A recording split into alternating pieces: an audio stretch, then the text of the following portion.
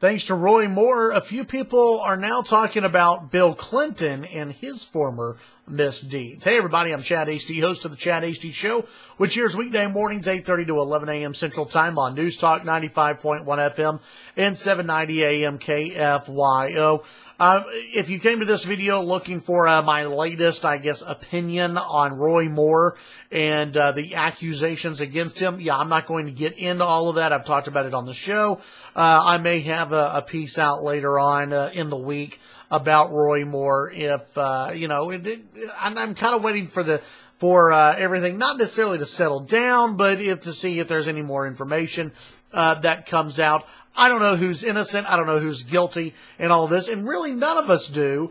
Roy Moore knows and his accusers know, but that's about it. Tribalism has kind of taken over everywhere else, and we don't have all the facts, I think.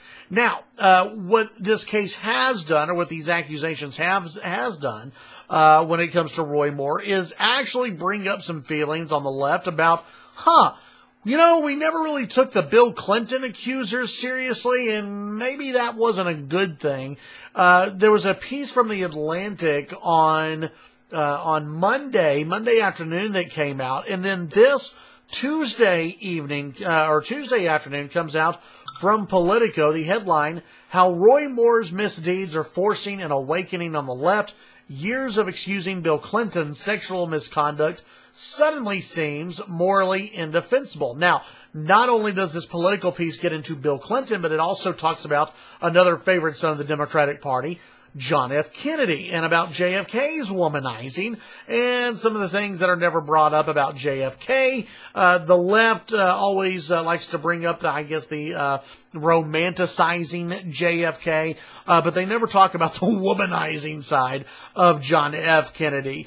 They never talk about that when it comes to Bill Clinton. Remember when the accusations from women were piling up against Bill Clinton, and Hillary Clinton and others called it a vast right-wing conspiracy, and that these ladies were crazy, that they were nuts, and that we don't need to listen to them, that we need to throw their opinion out the window. Well, guess what? Now the left, and I think it's a little bit late, but the left's starting to take a look back and going, maybe that wasn't the smartest thing to do. If we're going to throw all of this outrage, this moral outrage out at Republicans, do we need to take a look inward towards the Democratic Party and towards what lawmakers are doing on our side of the aisle?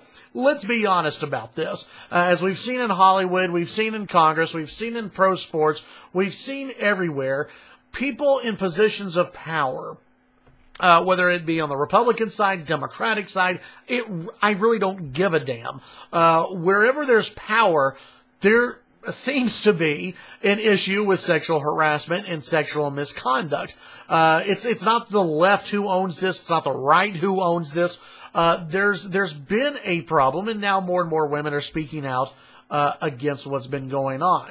Now, some of the questions that have been out, why has it taken 10, 20, 30 years, 40 years sometimes in the case of Roy Moore? Why is it taking so long for women, and when you look at Hollywood, and Kevin Spacey, some men, why is it taking so long for people to come out and make these accusations? I don't know the answer to that. I really don't. I do believe that when you're dealing with kids, teenagers, and powerful people, even people who aren't teenagers, but those who don't have power, if they have been sexually abused or sexually assaulted by someone in power, they don't know what to do. They want to keep it inwards. They don't know who to run out to and tell. That does happen. I think in many cases. I don't think it's smart to just dismiss claims that are, 10 years old, 20 years old, or 30 years old. I think we have to look at each individual claim and see where the evidence leads us. This whole idea of of blaming one side only or defending one side only, it's not going to get us anywhere in this, and it's not going to help out the true victims, whether they're on the left or the right. I don't like the mob mentality, as I've talked about before, that's behind all of this. But I think everyone needs to realize this has been an issue on every side of the aisle. When you look at sports, when you look at Hollywood, when you look at, obviously politics. There was a story from the Texas Tribune about this, sexual harassment going on in the Texas Capitol. It's going on, in a lot of different places.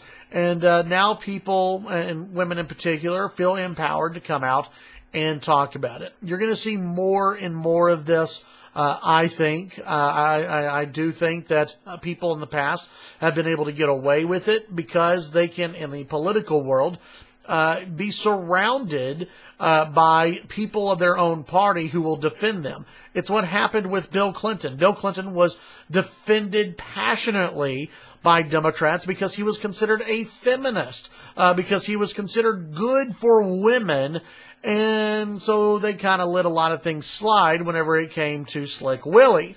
For Republicans have done the exact same thing. It'll be interesting to see where all of this heads, what happens with the Roy Moore case, or campaign, and the women who have accused him. We'll see what happens moving forward, but one thing is clear. Democrats do need to take a look at what's going on within their own party, and so do Republicans as well. Keep an open mind, get the facts, get the evidence. Don't be so quick to completely exonerate or place guilt on somebody. Let's get the facts, and then we can talk about it moving forward. Tune in to the Chad Hasty Show weekday mornings, 8:30 to 11 a.m. Central Time. News Talk 95.1 FM, 790 a.m. KFYO. Have a great day.